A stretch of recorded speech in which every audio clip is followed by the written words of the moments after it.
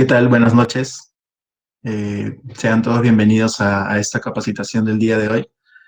En primer lugar, agradecer la participación de todos ustedes y en especial la invitación de parte del grupo Environ Tech, ¿no? Para el desarrollo de este curso, del curso del día de hoy, ¿no? Bien, quien saluda es Kevin Astete, Herencia, ingeniero ambiental, ¿no? Tengo más de 6 años de experiencia en el desarrollo de instrumentos de gestión ambiental, ¿no? Tanto para la parte del sector privado como el sector público, ¿no? Eh, el contenido del curso, ¿no? El cual vamos a tratar el día de hoy, inicia con los principios de la legislación ambiental en el Perú, ¿no? Posteriormente vamos a hablar de la Ley General del Ambiente y también sus principios. Luego vamos a hablar de la Ley del Sistema Nacional de Evaluación de Impacto Ambiental, la Ley del CIA y su reglamento, ¿no?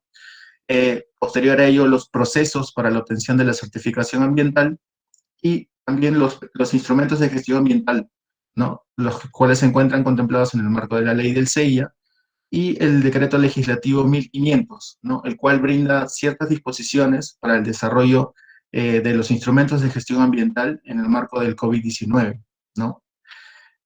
También vamos a tratar normas sectoriales en materia ambiental, ¿no? Y también vamos a tratar los puntos de la clasificación anticipada, ¿no? Bueno, para empezar, los objetivos del curso, ¿no? La finalidad y lo que nosotros esperamos que ustedes comprendan, ¿no? Es conocer y comprender los principios que rigen la normativa en materia de gestión ambiental en el Perú, conocer la ley del SEIA y los procesos para la obtención de la certificación ambiental, ¿no? Asimismo, conocer las nuevas disposiciones asociadas a las condiciones sanitarias producto de la COVID-19, ¿no? En el ámbito del cumplimiento de la ley del CIA. Finalmente, conocer las normas en materia de gestión ambiental de los sectores y también la clasificación anticipada de cada uno de estos, ¿no? Bien. Para empezar, nosotros vamos a hablar mucho de los impactos ambientales, ¿no? Por lo cual deberíamos entender o conocer qué son los impactos ambientales. Entonces, una de las definiciones es que los impactos ambientales son las alteraciones o modificaciones que causa una acción humana sobre el medio ambiente, ¿no? En este caso, toda actividad humana genera o presenta impactos ambientales, ¿no? En este caso, el rondino's hoy en la noche también genera impactos ambientales, ¿no? Porque estamos utilizando energía eléctrica, por ejemplo, ¿no? Hemos consumido un producto que es una laptop o un celular para poder participar en esta clase, ¿no? Entonces, estas actividades también generan impactos ambientales, ¿no? Entonces, la ley del CIA básicamente y todo lo que corresponde a la gestión ambiental eh, se centra en controlar los impactos ambientales de carácter significativo. Entonces, para determinar nosotros la significancia de un impacto ambiental, ¿no? Y lo que se centra también la ley del CIA y en sí la regulación de gestión ambiental en el Perú, es poder determinar las características del proyecto en primer lugar, ¿no? Las características del proyecto son importantes para poder identificar y valorar los impactos ambientales, ¿no? También las características del entorno en el cual se desarrolla el proyecto, ¿no? O se emplaza un proyecto de inversión, y también los criterios de protección ambiental. En este caso, los criterios de protección ambiental están detallados en la ley del CIA, ¿no? Y los cuales vamos a mencionar más adelante. Entonces, estos tres aspectos para nosotros configuran las bases para poder determinar la significancia de un impacto ambiental, ¿no? Entonces, para iniciar con este concepto, ¿no? Podemos ver en las siguientes imágenes dos fotografías, ¿no? Bueno, en una se muestra, para ser exacto, la vía expresa, de aquí en Lima, ¿no? Y la otra es una carretera que está ubicada en la Amazonía peruana, ¿no? Para ser exacto, es el tramo 4 de la carretera interoceánica, ¿no? Carretera interoceánica que une Puno con el puente Inambari, ¿no? El puente Inambari posteriormente llega hacia la frontera con Brasil, ¿no? Ese es el proyecto de la carretera interoceánica. En este caso, nosotros podemos ver diferentes impactos ambientales o diferentes actividades, ¿no? En este caso vemos, bueno, para empezar las imágenes son muy diferentes, ¿no? Una se encuentra en el ámbito urbano, ¿no? En la ciudad, ¿no? Es una carretera, ¿no? Vemos ahí el tránsito fluido, y en el otro vemos el aspecto básicamente de la Amazonía, ¿no? Los árboles y, bueno, toda la cobertura vegetal. En este caso, el proyecto trata de una carretera, ¿no? Como mencionábamos, las características del proyecto son determinantes, ¿no? Una carretera trae consigo diferentes impactos, como por ejemplo el movimiento de tierras, la instalación de instalaciones auxiliares como canteras, DMS, campamentos, ¿no? Plantas de asfalto. Estas carreteras, bueno, y aquí también en la zona en el proyecto de la vía expresa, también se utilizaron instalaciones auxiliares, ¿no? Sin embargo, el entorno físico en el cual se ubicaron ambos proyectos son diferentes. Por lo tanto, el nivel de significancia ambiental, a simple vista, el más significante fue el que se desarrolló en la selva, ¿no? En la carretera interoceánica, ya que hubo no solamente movimiento de tierra, sino también desbosque, ¿no? Hubieron actividades de desbosque. Por otro lado, también vemos, la vía expresa se encuentra básicamente cubierta por edificios, ¿no? Y los cuales vemos aquí pequeños postes, ¿no? Los cuales se encargan de la distribución de energía eléctrica. En este caso, en la fotografía que tuvimos oportunidad de tomar cuando visitamos las instalaciones del proyecto, podemos identificar aquí una línea de transmisión, ¿no? Que se encuentra a lo lejos. Esta línea de transmisión, identificamos que en esta parte, en el margen derecho y el margen izquierdo, hay árboles, ¿no? Existe la presencia de cobertura vegetal, ¿no? Sin embargo, en el medio se ve que hay una especie de corte, ¿no? Para poder instalar las redes de alta tensión. En este caso también hay un impacto, ¿no? Porque se realizó el desbosque, ¿no? La instalación, también el movimiento de maquinaria para poder instalar estas antenas, ¿no? O estas torres de alta tensión, consideraron también un impacto significativo.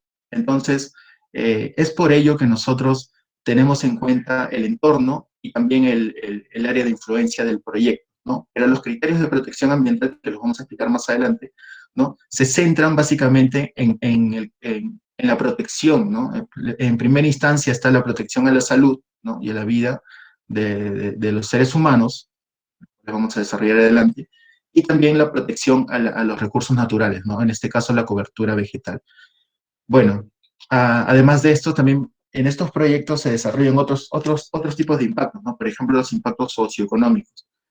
En este caso, un impacto socioeconómico que se pudo desarrollar en la construcción de la vía expresa, ¿no? De Javier Prado, pudo ser de repente la mano de obra, ¿no? Ya que por la zona diferentes gremios fueron contratados para esta obra de construcción. En esta zona no tanto fue el caso así, ya que en algunos casos los proyectos requieren de mano de obra técnica, ¿no? Los cuales fueron trasladados de repente de otras zonas, ¿no? Entonces, esos impactos también son considerados en la evaluación de los impactos ambientales para determinar la significancia, ¿no? Y también otros impactos, como por ejemplo, eh, una carretera en la Amazonía peruana trae consigo muchos impactos, ¿no? Los cuales en algunas ocasiones no son evaluados. Por ejemplo, se apertura a realizar tala de árboles, ¿no? Tala ilegal, en este caso también narcotráfico, ¿no? Y trata de personas, ¿no? También asaltos. Entonces, son diferentes los impactos en el ámbito social que se pueden generar en un proyecto u otro, ¿no? Entonces, lo que vamos a hablar ahora de gestión ambiental, básicamente se trata de identificar y controlar estos impactos ambientales, ¿no? Para poder así garantizar que un proyecto va a tener la viabilidad ambiental, ¿no? Ya que de esto parte poder otorgar la certificación ambiental, ¿no? Que vamos a definir más adelante. Entonces, podemos resumir que toda actividad o proyecto, ¿no? Actividad, ya sea actividad en curso o proyecto, cuando entra en interacción con el ambiente genera impactos ambientales. Entonces, la gestión ambiental lo que se encarga es de poder establecer las directivas, ¿no? Para poder controlar estos impactos ambientales. En este caso los previene, los minimiza, o en este caso puede rehabilitar también áreas, ¿no? O en última instancia compensar. Estos compromisos están establecidos en la estrategia de manejo ambiental de los instrumentos de gestión ambiental, ¿no? Con lo cual se logra tener como resultado un impacto controlado o tolerable, ¿no? En este caso, para poder desarrollar un proyecto. Entonces, dicho esto, podemos continuar, ¿no? En este caso, los antecedentes que dan origen a la legislación ambiental en el Perú, ¿no? El más antiguo, ¿no? Y el más directamente relacionado, podemos mencionar el Pacto Internacional de los Derechos Económicos, Sociales y Culturales del año 1966, ¿no? A través del cual se requiere a los estados el mejoramiento de sus aspectos de la higiene del trabajo y del medio ambiente, ¿no? En su artículo 12, en el inciso 12.1. Este primer antecedente, ¿no? Menciona ambos componentes. Por ejemplo, la higiene en el trabajo, que posteriormente va a ser conocida como salud y seguridad en el trabajo, y del medio ambiente, ¿no? Que es básicamente la gestión ambiental. En este mandato posteriormente reafirmado y ampliado a través de la Declaración de las Naciones Unidas sobre el Medio Humano, ¿no? Firmada en Estocolmo en el año 1972, ¿no? Y después tenemos la Declaración de las Naciones Unidas sobre el Medio Ambiente y el Desarrollo, ¿no? El cual se llevó a cabo en Río de Janeiro, ¿no? En el año 92, el cual sienta ya más las bases sobre la protección ambiental, ¿no? Entonces, en este marco nosotros, o el Estado peruano, ya a través de estas normas internacionales o tratados, se ve en la necesidad y en la obligación de de tener que incluir el aspecto ambiental dentro de su regulación, ¿no? En este caso, tenemos el artículo 123 de la Constitución Política del 79, ¿no? El cual no está vigente, tenemos vigente la del 93, ¿no? Pero en este artículo, ¿no? Sobre los derechos fundamentales. Todos tienen el derecho de habitar en un ambiente saludable, ecológicamente equilibrado y adecuado para el desarrollo de la vida y la preservación del paisaje y la naturaleza, ¿no? Todos tienen el deber de conservarlo, de conservar dicho ambiente. Es obligación del Estado prevenir y controlar la contaminación ambiental, ¿no? Eso es lo que mencionaba en ese entonces el artículo 123 de la Constitución, ¿no? Sin embargo, en la actualidad, nosotros tenemos en vigencia la Constitución del 93, ¿no? El cual cita en el artículo 2, inciso 22, que el artículo 2 da básicamente cuáles son los derechos fundamentales, ¿no? De las personas. Indica, ¿no? El inciso 22, que toda persona tiene el derecho a la paz, la tranquilidad, el disfrute del tiempo libre y descanso, y además de eso gozar de un ambiente equilibrado y adecuado para el desarrollo de su vida, ¿no? Ya, básicamente la Constitución del 93 como que disgrega el artículo de la Constitución del 79, ¿no? También indica que el Estado determina la política nacional del ambiente, promueve el uso sostenible de los recursos naturales, eso en su artículo 67, y en el 68 indica, ¿no? El Estado está obligado a promover la conservación de la diversidad biológica y de las áreas naturales protegidas. En este caso, la Constitución del 93 es un poco más específica, ¿no? Para indicar el cumplimiento en materia de gestión ambiental, ¿no? En este caso, también es importante mencionar que a partir de la Constitución política se generan las otras o la demás regulación en materia de gestión ambiental, ¿no? La cual vamos a ver en adelante, y por eso es importante mencionar esta pirámide jurídica, ¿no? La cual tenemos instalada en el Perú, ¿no? En la cual el nivel más alto lo tiene la Constitución política, en este caso la del 93, y los tratados, ¿no? Tratados internacionales que de ser suscritos por el Perú forman parte ya de la regulación. Entonces, estos se encuentran encabezando la pirámide jurídica, ¿no? Posterior a ello, en un nivel inferior, se encuentra el nivel legal, ¿no? En los cuales están las leyes, leyes orgánicas, leyes ordinarias, resoluciones legislativas, reglamento del Congreso, decretos de urgencia, como por ejemplo los que hemos visto ahora en el marco del COVID, ¿no? Los decretos de urgencia, los decretos legislativos, ¿no? Los cuales modifican, ¿no? Las leyes, ¿no? Los cuales se encuentran en el segundo nivel, y en el tercer nivel ya se encuentran los decretos supremos, los reglamentos, ¿no? Las resoluciones ministeriales, las resoluciones directorales, ¿no? Ordenanzas municipales, ya son de un nivel inferior, ¿no? Entonces, lo que nos indica aquí la pirámide es que ninguna norma que se encuentre por un nivel inferior puede contravenir a una de nivel superior, ¿no? En este caso, ninguna ley puede estar en contra de la Constitución, ¿no? Entonces, básicamente, eso es lo que quería mostrar ya en una lámina. Vamos a hablar acerca de un tratado el cual se encuentra en la coyuntura actual, ¿no? Entonces, ahora, en cuanto a la Ley General del Ambiente, esta Ley General del Ambiente, la Ley 28611, fue publicada el 15 de octubre del año 2005, ¿no? Esta ley establece los principios y normas básicas para procurar un ambiente saludable, ¿no? Orientando la gestión ambiental y la regulación también de la protección ambiental, ¿no? Ya asegurando el cumplimiento del artículo 2, inciso 22 de la Constitución Política, ¿no? Del año 90. Entonces, esta ley general del ambiente sienta las bases, ¿no? Las reglas del juego para poder establecer la regulación que viene a partir o en materia de gestión ambiental, ¿no?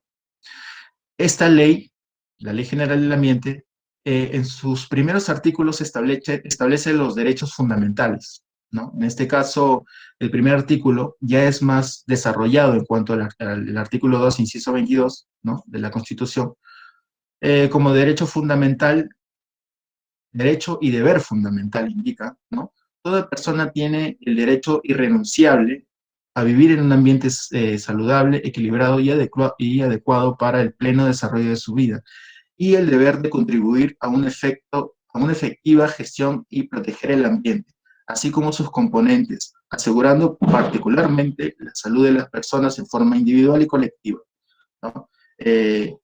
Por esto indica que es un deber, ¿no? No solamente hay que asegurarnos de la salud personal, sino también colectiva. La conservación de la diversidad biológica, el aprovechamiento sostenible de los recursos y el desarrollo sostenible en el país. Básicamente el desarrollo sostenible es lograr un crecimiento económico, ¿no? Acompañado de una distribución en el aspecto social, ¿no? Y asegurando la permanencia de los recursos para unas futuras generaciones, ¿no?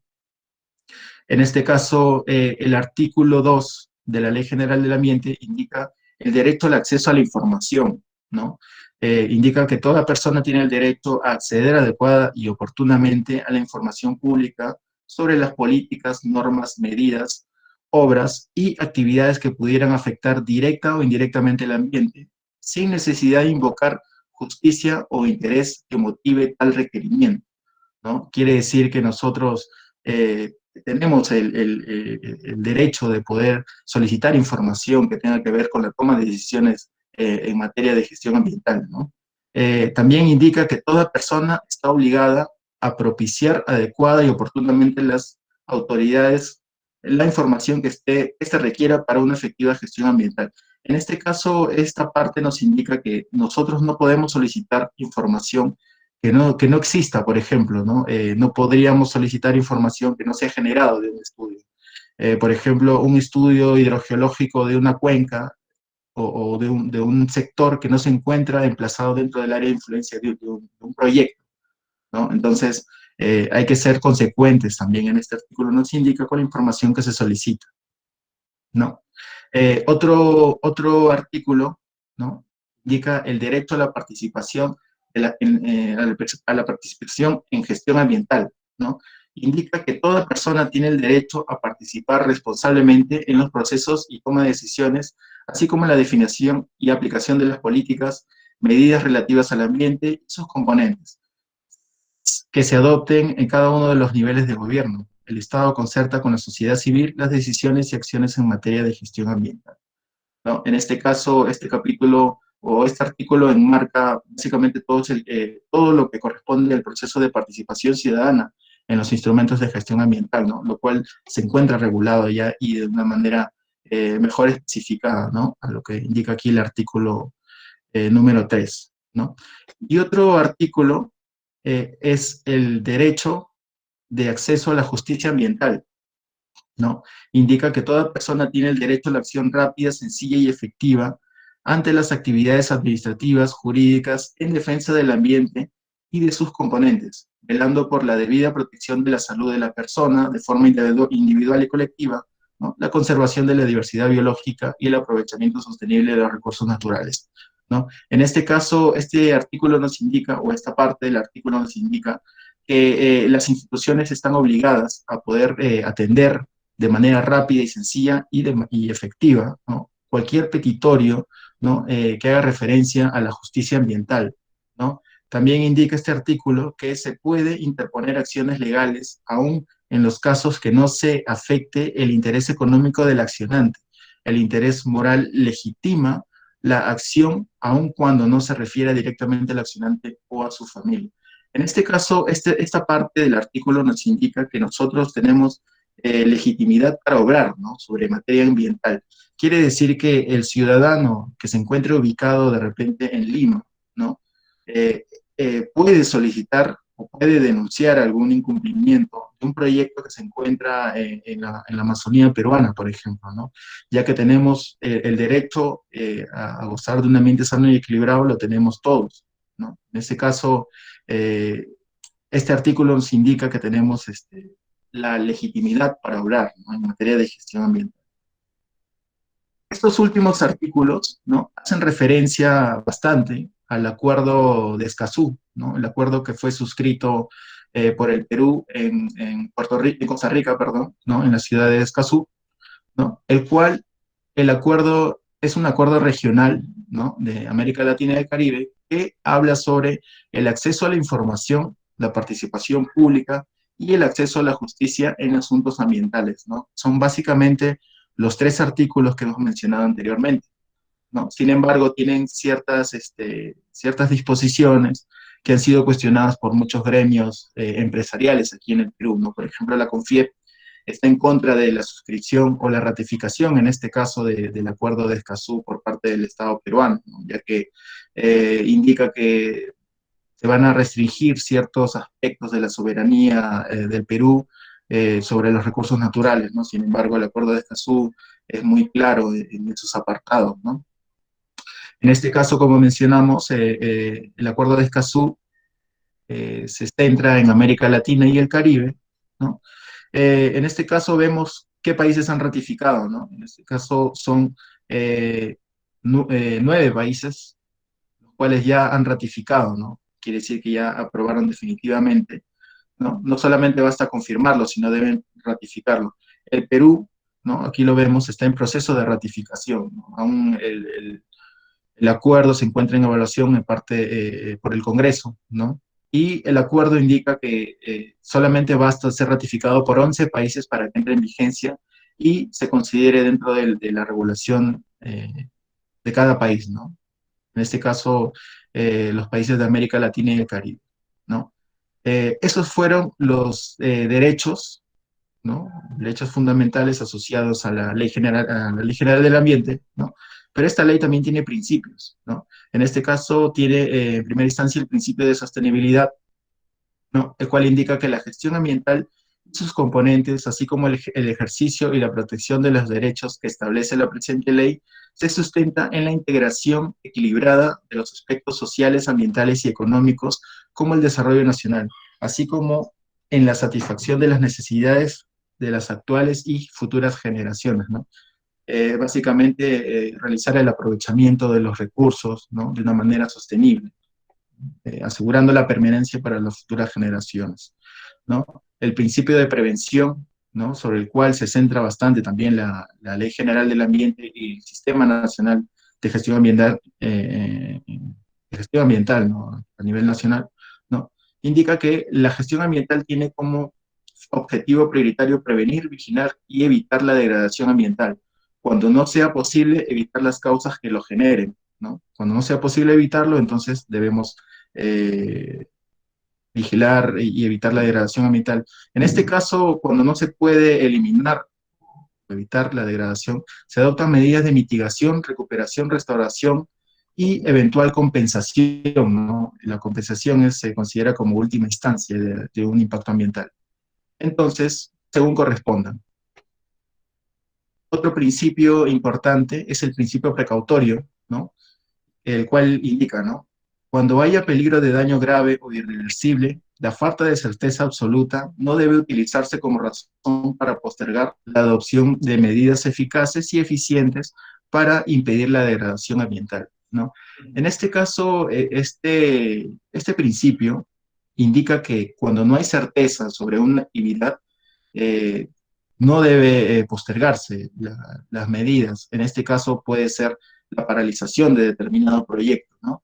En este link estoy adjuntando un caso, ¿no? Un caso actual que se tiene, por ejemplo, en Alemania, ¿no? En Alemania, en Friburgo, para ser más exactos, la empresa Bayer está, y de repente algunos han visto el reportaje, ¿no? El documental, está utilizando eh, pesticidas que tienen como principio activo el neonicotinoide, ¿no?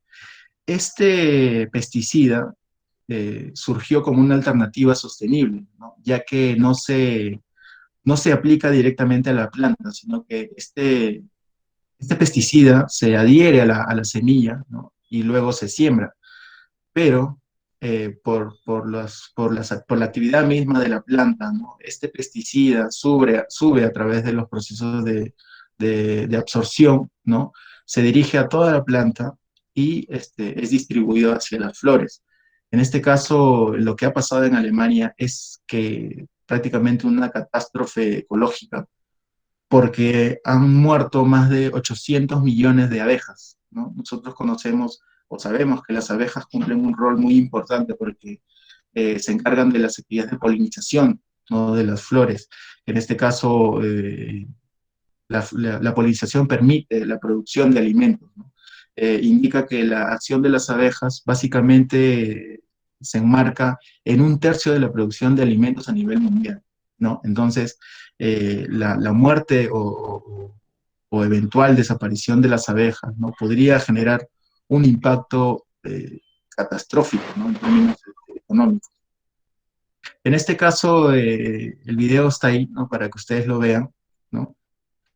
Y hago hincapié en principio precautorio, ¿no? Ya que cuando no hay certeza científica una actividad que puede ser contaminante, esta debe ser investigada y paralizada, ¿no? Hasta que se pueda garantizar su viabilidad en términos ambientales y ecológicos en este caso, ¿no? Es un principio a veces cuestionado, ¿no? O no muy entendido porque significa la paralización de un proyecto, ¿no? Sin embargo, hay que tener en cuenta bastante los antecedentes, ¿no? Para poder aplicar correctamente este principio. Otro principio también es la internalización de costos, ¿no? Este principio hace referencia a que toda persona natural o jurídica, público o privada, debe asumir el costo de los riesgos o daños que genere sobre el ambiente, ¿no? En este caso, realizar las medidas, ¿no? Las acciones de prevención, vigilancia, restauración, habilitación, reparación y compensación relacionadas a la protección del ambiente y esos componentes, ¿no? Que vengan a raíz de impactos ambientales por actividades humanas, ¿no? Deben ser asumidas en este caso, o compensadas, o realizar los pagos correspondientes por la degradación ambiental que se genere, ¿no? Es el principio hace referencia al contaminador pagador, básicamente, ¿no? Otro de los principios es el principio de responsabilidad ambiental, ¿no? El cual indica que el causante de la degradación del ambiente y sus componentes, ¿no? Sea una persona natural, jurídica, pública o privada, ¿no? Está obligado a adoptar inexorablemente las medidas para su restauración, rehabilitación o reparación según corresponda, ¿no? Cuando lo anterior no fuera posible, a compensar en términos ambientales los daños generados sin perjuicio de otras responsabilidades administrativas, civiles o penales que hubiera en el lugar, ¿no? En este caso, hace mención a las responsabilidades administrativas, ¿no? Porque cuando hay un daño al ambiente, ¿no? En este caso ya está tipificado por UEFA, ¿no? Que hay imposiciones o sanciones administrativas, ¿no? En este caso, si el daño ambiental o la degradación hubiera causado de repente la ruptura de una represa, ¿no? Hubiera arrasado con un pueblo, ¿no? En este caso se deben realizar reparaciones civiles, ¿no?, a los afectados, o en su defecto ya penales, ¿no?, cuando hay casos de muerte. Por ejemplo, conocemos el caso de Villa El Salvador, que hubo la defragación de gas, ¿no?, que tuvo como consecuencia muchas muertes. En este caso, la vía penal ya es básicamente identificar el código penal, ¿no?, y ver cuál es el incumplimiento que se ha dado. Eh, Eso es lo que hace referencia a la responsabilidad, ¿no? Y el principio de gobernanza ambiental, ¿no?, el cual es el último, es el diseño y aplicación de políticas públicas ambientales, ¿no? Se rigen por el principio de gobernanza ambiental. Básicamente es conducir de manera armónica las políticas, instituciones, normas, procedimientos y herramientas, información, de manera que sea posible la participación efectiva, ¿no?, íntegra de los actores públicos y privados en la toma de decisiones, el manejo de conflictos y construcción de consensos. Básicamente este principio habla de que cada institución tiene que tener sus actividades definidas, ¿no? No puede haber superposición en cuanto a sus actividades, por ejemplo, la supervisión, ¿no? Vamos a ver más adelante que la entidad que dirige la ley, la ley del sistema de gestión ambiental es el MINAM. Entonces, ese es el órgano rector. Entonces, básicamente la gobernanza ambiental indica que no debe haber superposición de funciones entre entidades, ¿no? Eso es lo que indica básicamente este principio. Entonces, para poder indicar qué es el sistema de gestión ambiental, ¿no?, nos centramos en la ley 28.24.5, ¿no?, cuál es la ley de gestión ambiental, donde se establecen las políticas, procedimientos y mecanismos para una adecuada gestión ambiental, ¿no? Y también los instrumentos ambientales que van a ser los que vamos a ver más adelante. Los instrumentos pueden ser de carácter sectorial o transversal, ¿no? En este caso, por ejemplo, los ECAs o los LMPs también son instrumentos de gestión ambiental, ¿no?, que sirven para poder tener en consideración o tener una referencia para poder evitar cualquier impacto ambiental, ¿no? En este caso, el sistema de gestión ambiental es liderado por el MINAM, ¿no?, como podemos ver aquí en la pirámide, ¿no? Este sistema está compuesto por el SEIA, ¿no?, que es el Sistema de Evaluación e Identificación de Impactos Ambientales, ¿no?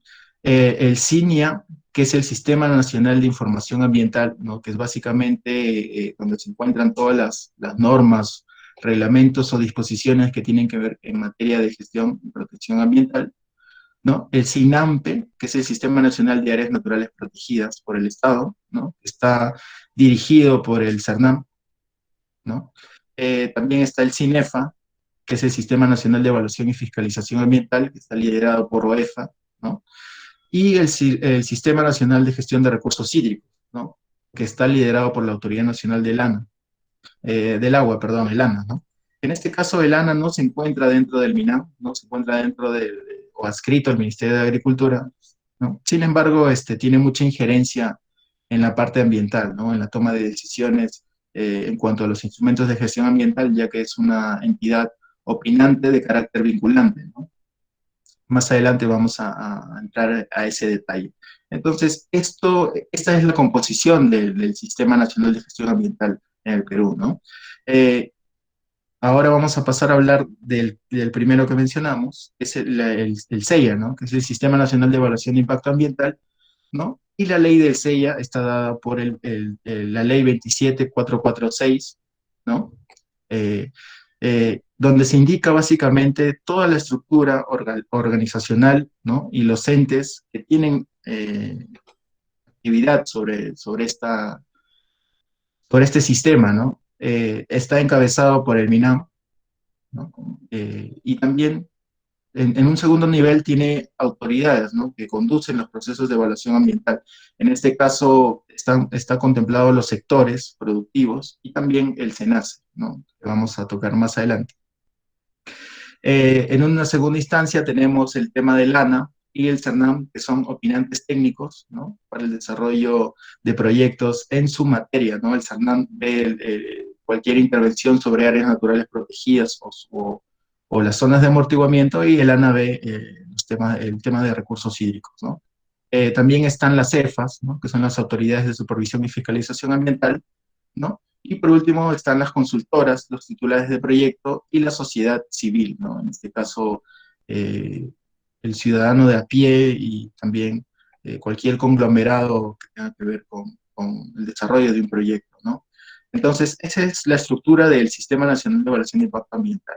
Entonces, para definir los roles de estos actores claves, ¿no?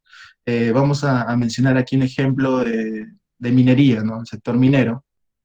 En primera instancia, las autoridades nacionales y regionales, ¿no? Son quienes evalúan eh, el procedimiento de estos proyectos, ¿no? Desde la certificación ambiental hasta la puesta en marcha de la mina, en este caso, ¿no? Como ejemplo, ¿no? En este caso tenemos al SENACE, ¿no? Para el sector de minería, y también al Ministerio de Energía y Minas, ¿no?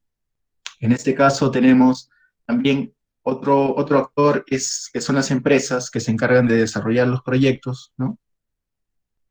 También las organizaciones locales, ¿no? Quienes participan en los procesos de participación ciudadana, eh, asistiendo a los talleres o audiencias, ¿no? Y también las empresas consultoras, ¿no? Quienes son los que desarrollan estos instrumentos de gestión ambiental, ¿no? Básicamente esos son los roles. En cuanto a los aspectos determinantes para la implementación del CEIA, ¿no?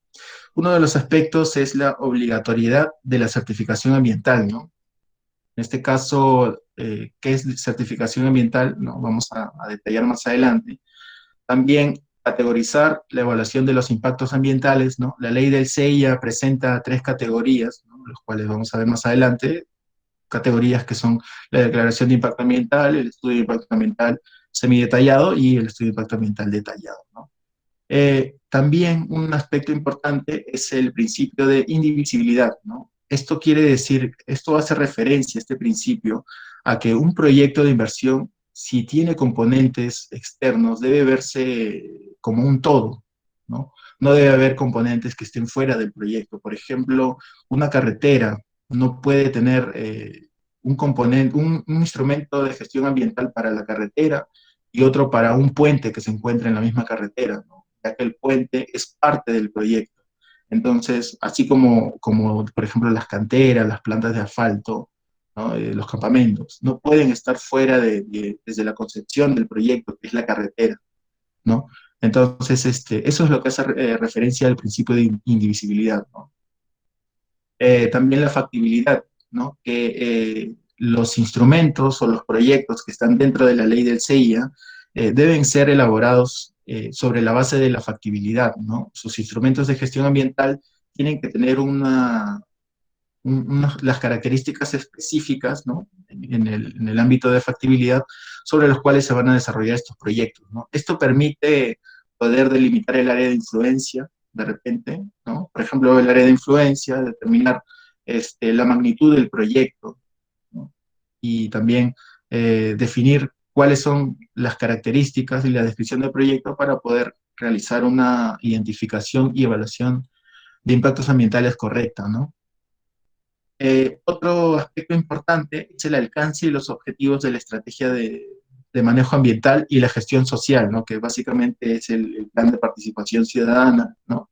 Y el plan de relaciones comunitarias, cuáles son componentes también de los instrumentos de gestión ambiental. Entonces, estos son los aspectos más importantes, ¿no? Para poder implementar o que se tienen en consideración para la ley del CEI, ¿no? Entonces, para definir en primera instancia qué es un estudio de impacto ambiental, ¿no? Que es un documento de gestión que contiene la descripción del proyecto, el análisis de efectos directos e indirectos previsibles de dicha actividad, ¿no? En el entorno físico, biológico, social, a corto, mediano y largo plazo, ¿no? Así como las medidas necesarias para evitar o reducir el daño a niveles tolerables que permitan la viabilidad, en este caso ambiental, ¿no?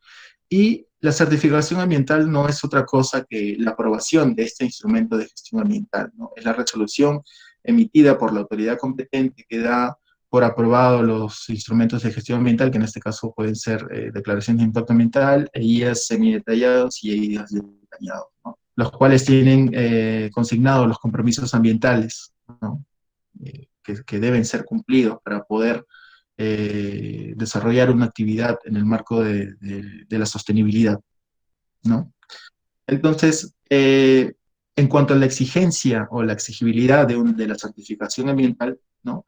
Podemos indicar que toda persona natural o jurídica, ¿no? En el aspecto público o privado, ¿no? O de capital mixto, nacional o extranjera, que pretende desarrollar actividades o un proyecto de inversión susceptible a generar impactos ambientales negativos de carácter significativo, debe gestionar la certificación ambiental, ¿no? La cual se desarrolla elaborando instrumentos de gestión ambiental, ¿no? Los cuales se encuentran en el marco del CIA, que son estos tres, ¿no?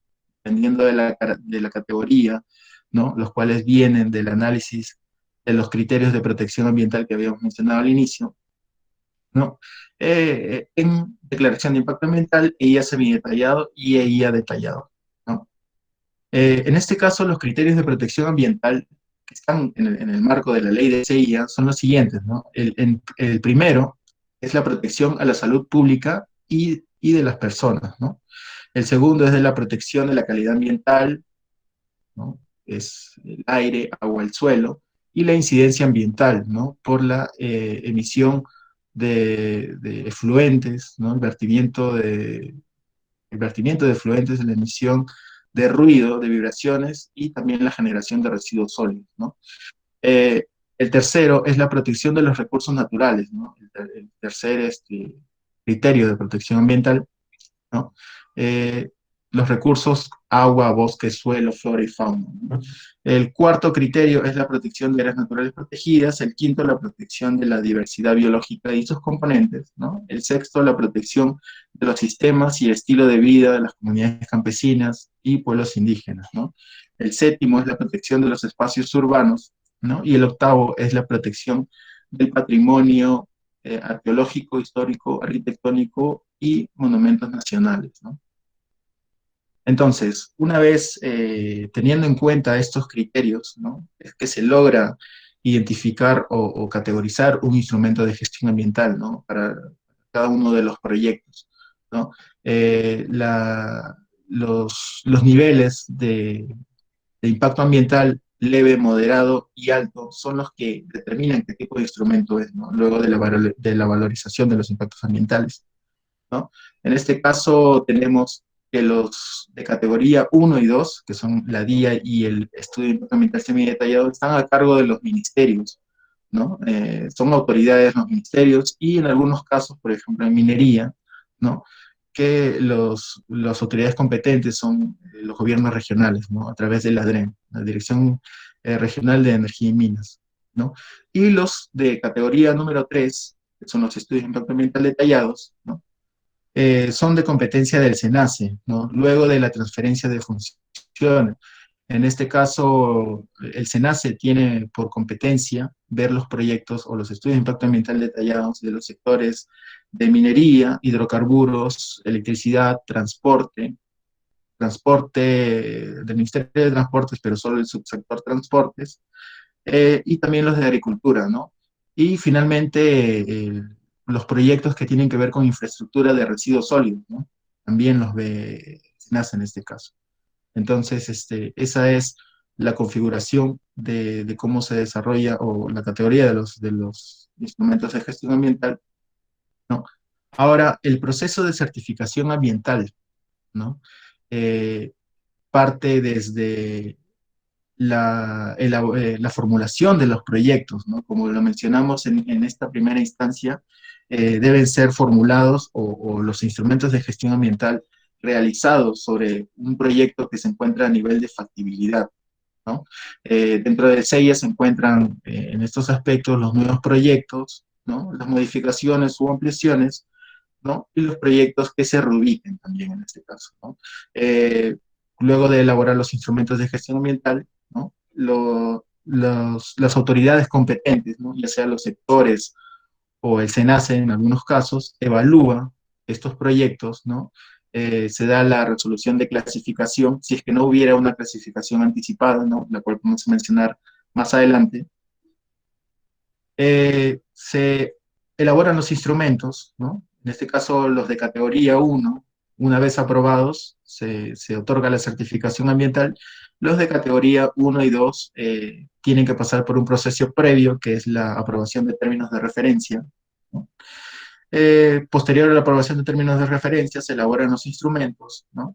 Se ejecuta los procesos de participación ciudadana, ¿no? En este caso, se realizan antes de la presentación, durante la elaboración del instrumento, ¿no? Y durante la evaluación del instrumento.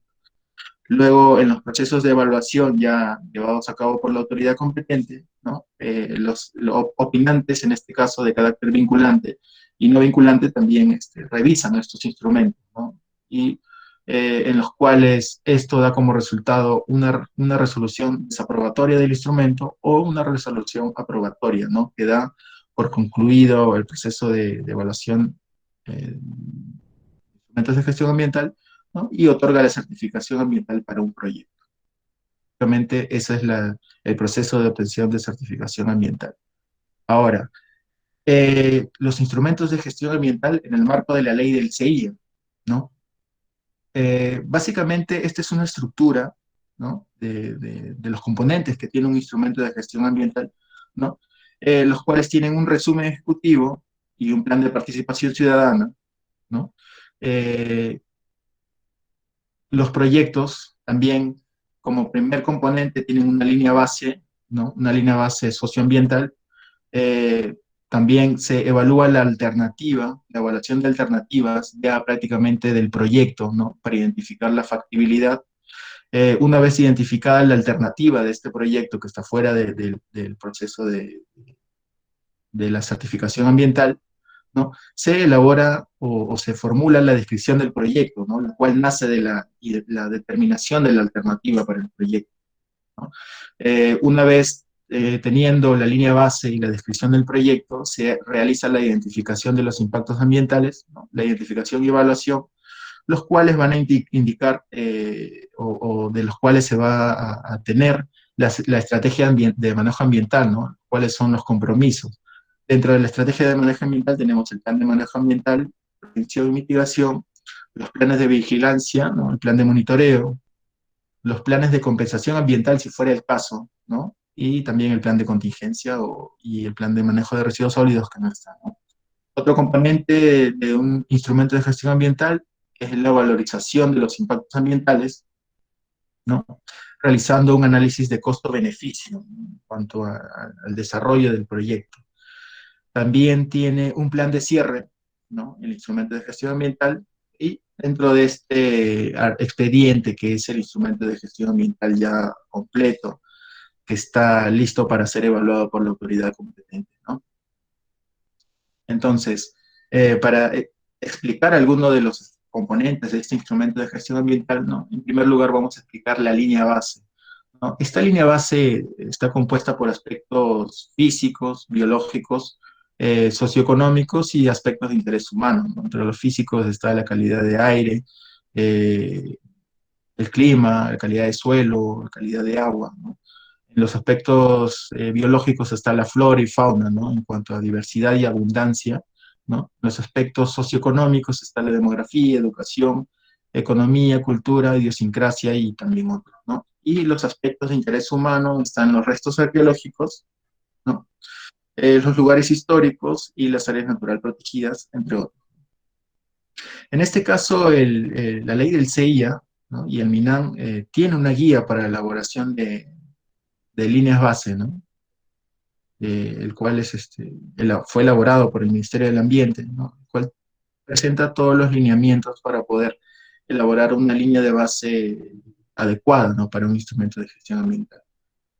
Para el desarrollo de esta línea base se hace levantamiento de información de campo, ¿no? En este caso, en algunos sectores realizan el acompañamiento para poder levantar esta información de campo, ¿no?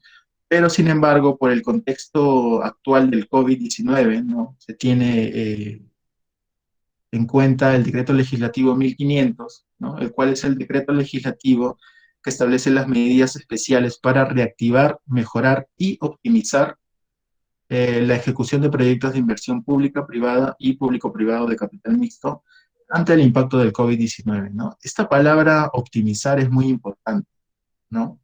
Eh, Porque este decreto legislativo, ¿no? En su segunda disposición complementaria, ¿no? Indica que el levantamiento de la línea base para la elaboración de los instrumentos de gestión ambiental debe ser eh, adecuadamente descrita, ¿no? A través de disposiciones por parte del MINAM, ¿no? Ante esto, el MINAM, con la resolución número 108 del 2020, ¿no? Establece las disposiciones para realizar los trabajos de campo en la elaboración de línea base de los instrumentos de gestión ambiental, ¿no? La cual fue publicada el 16 de junio del presente año, ¿no? En el cual estas disposiciones hacen referencia y motivan en sí, a primera instancia, a la utilización de información secundaria, ¿no? Para la elaboración de líneas base. En este caso, establece, ¿no? En el artículo 3, ¿no? Que se priorice, en este caso, la utilización de información secundaria, ¿no? Y esta debe cumplir lo siguiente, ¿no? Por ejemplo, la autoridad ambiental competente debe verificar que la información secundaria cumpla con los términos de referencia aprobados y la normativa relacionada con los factores ambientales, ¿no?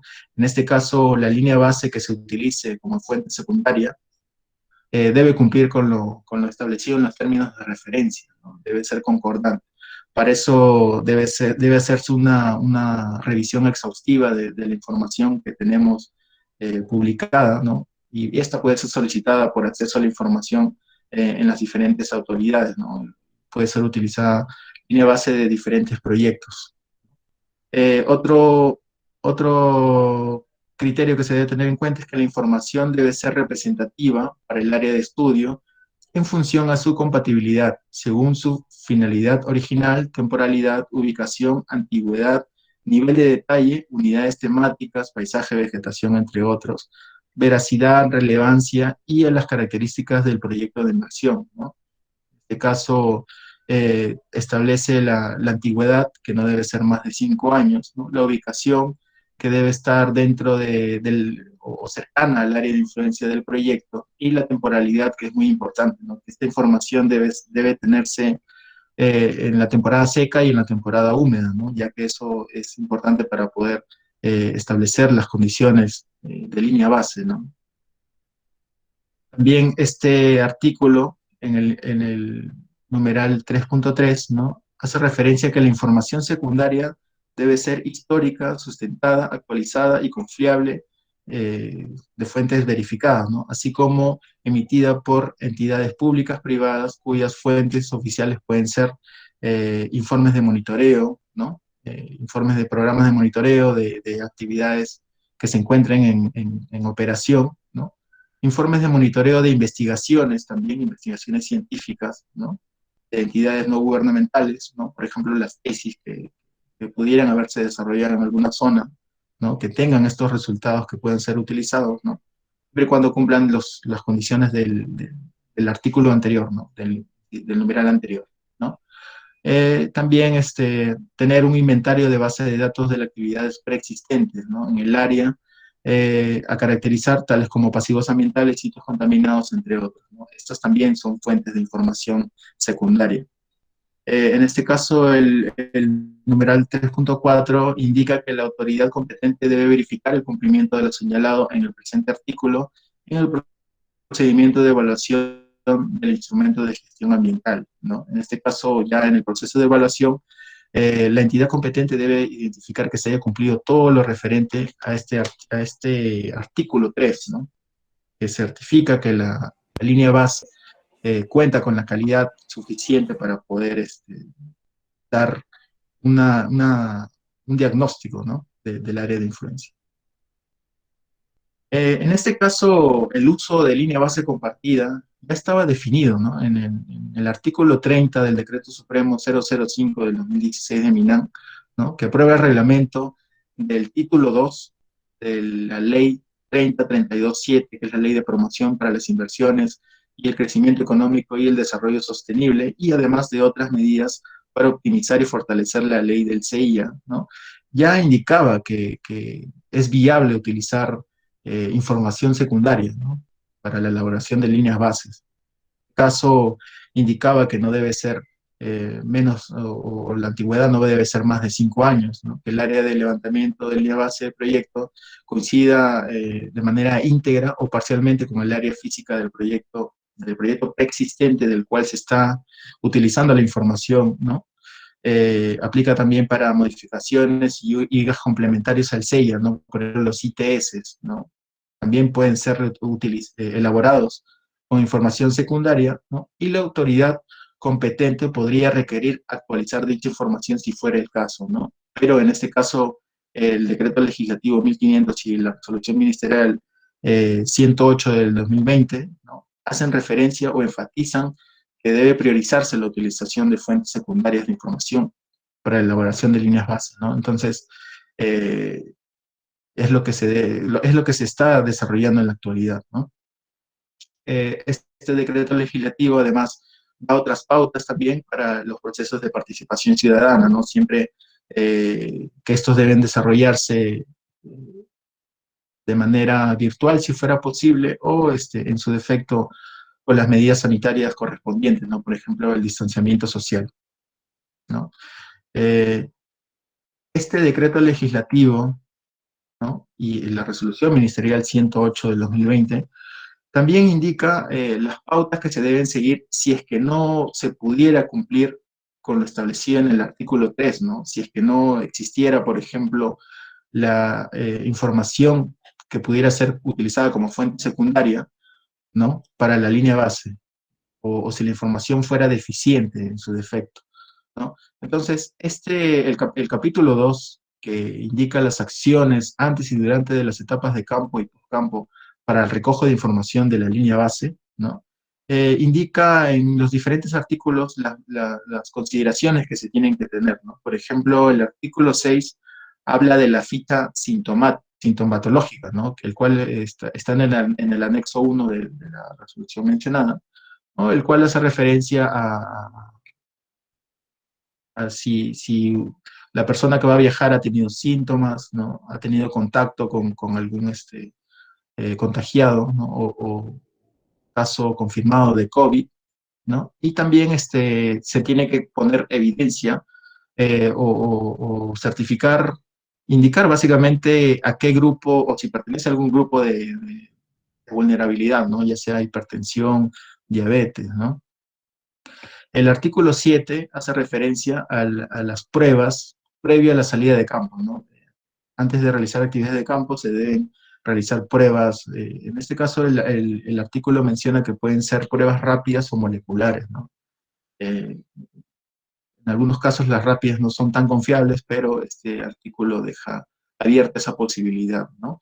En el artículo 8 indica que se debe elaborar un plan de trabajo sanitario, ¿no?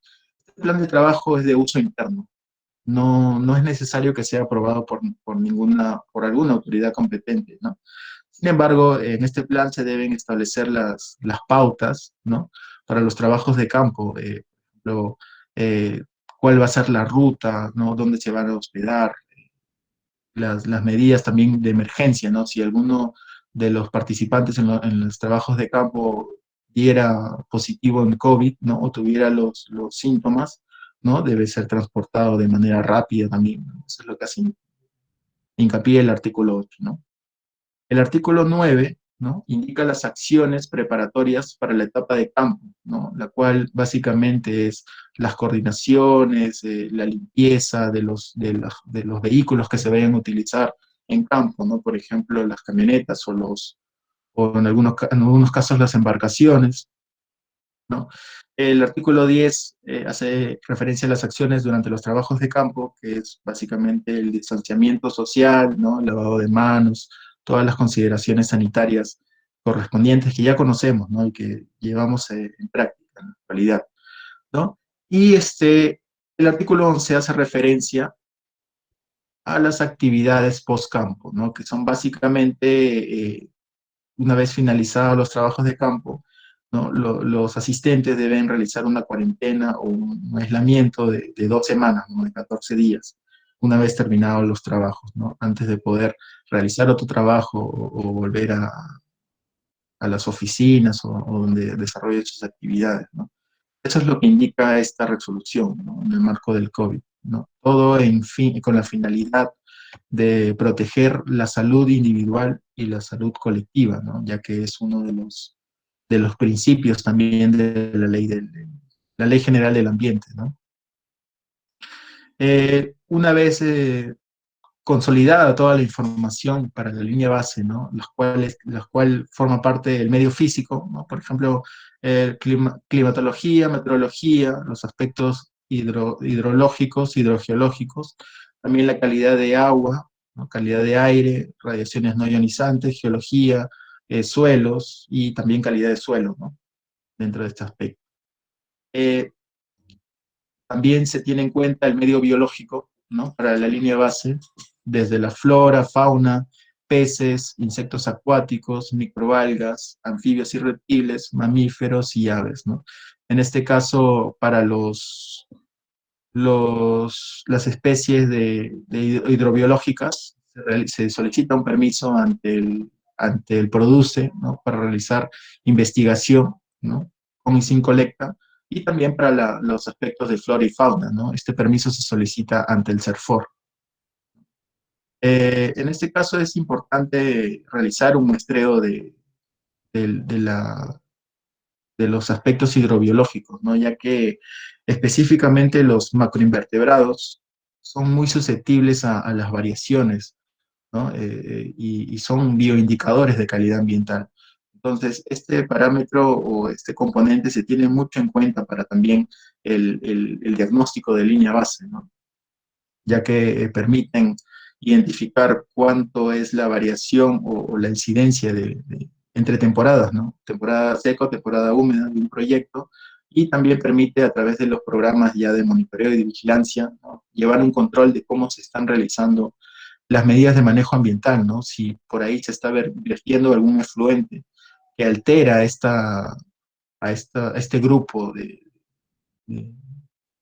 de especies hidrobiológicas, se estaría dando una evidencia de un impacto ambiental, ¿no? También habíamos mencionado la temporalidad de los periodos de evaluación, ¿no? La línea base debe contemplar la temporada seca y la temporada húmeda, ¿no? Como tal. No se deben realizar muestreos en las etapas de transición, ¿no? Como mencionamos aquí en la gráfica, ya que no dan resultados fehacientes de cómo es la calidad ambiental, ¿no? De esas temporadas. Entonces hay que esperar que sean las temporadas secas definitivamente, la temporada húmeda también, ¿no? Para poder realizar los muestreos, ¿no? Ya que este punto es materia de observación por parte de las autoridades competentes, ¿no? Y por lo tanto hay que tenerlo en cuenta. Una vez identificados los componentes ambientales, ¿no? Se hace el análisis después de los muestreos, tanto en época seca como húmeda. Se hace la interacción o se debe comparar con los secas y los LMPs que se tienen, ¿no? Los estándares de calidad ambiental son aplicables a los cuerpos receptores, ¿no? Ya sea aire, agua, suelo, ¿no? Calidad de cuerpo receptor. Y los LMPs son los muestreos que se hacen en los vertimientos, básicamente, ¿no? Vertimientos o emisiones, como vemos en la gráfica, ¿no?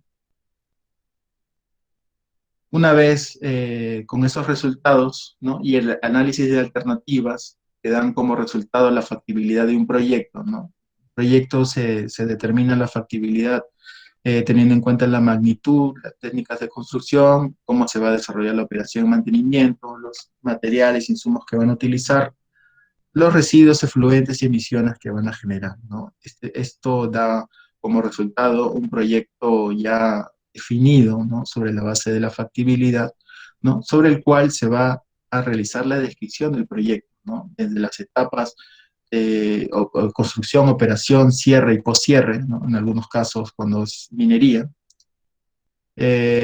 También se tiene en cuenta la mano de obra, ¿no? la ingeniería, los procesos, las instalaciones, los controles ambientales que van a tener contemplado ya la formulación del proyecto, el cronograma y presupuesto de las obras y el plan de cierre también de la final, ¿no? Con estos resultados, ¿no? El diagnóstico de línea base y la definición del proyecto, es que se logra identificar y evaluar los impactos ambientales, ¿no? En este caso, hay metodologías para la valoración del impacto, de los impactos ambientales, ¿no? Los cuales se realizan en base a la predicción, ¿no? De los potenciales efectos del proyecto sobre el medio ambiente. En este caso, el Ministerio de Ambiente tiene una guía para la identificación y evaluación de impactos ambientales, ¿no? En el cual básicamente se centra en la metodología de la matriz de Conesa, ¿no? En este caso, en esta gráfica podemos ver el proceso de evaluación de los impactos ambientales del proyecto, ¿no? Desde el diseño conceptual de las alternativas, ¿no? La evaluación preliminar que trae consigo todas las actividades de campo de línea de base, ¿no? El recojo de campo, de información de campo, luego la interacción de los impactos ambientales, ¿no? Para poder identificar las medidas y la estrategia de manejo ambiental que se va a seguir, ¿no? Ya sea a través de una evaluación ambiental preliminar que se realiza cuando un proyecto no tiene clasificación anticipada, ¿no? Lo cual vamos a ver más adelante, y también para los términos de referencia que se establece la metodología de la evaluación de impacto ambiental y, en este caso, para ya la propia elaboración de los instrumentos de gestión ambiental. Como mencionamos, estos componentes o el desarrollo de un instrumento de gestión ambiental como tal se tiene que desarrollar sobre un proyecto en factibilidad, ¿no?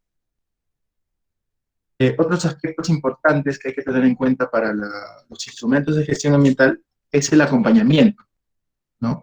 El acompañamiento se da o aprueba a través de las disposiciones especiales para la ejecución de procedimientos administrativos y otras medidas para impulsar los proyectos de inversión público o privado, ¿no?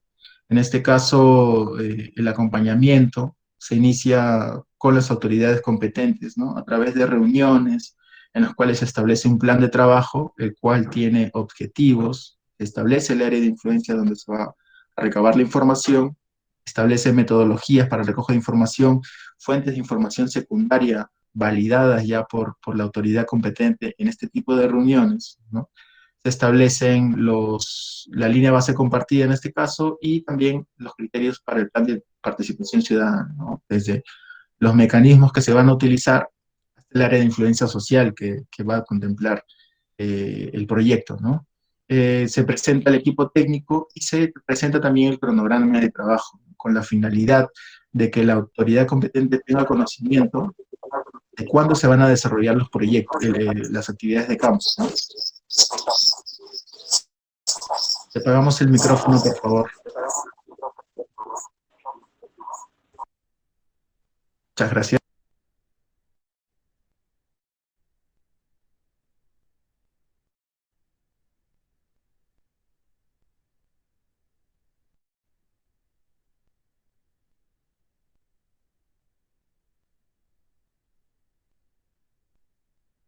No se escucha.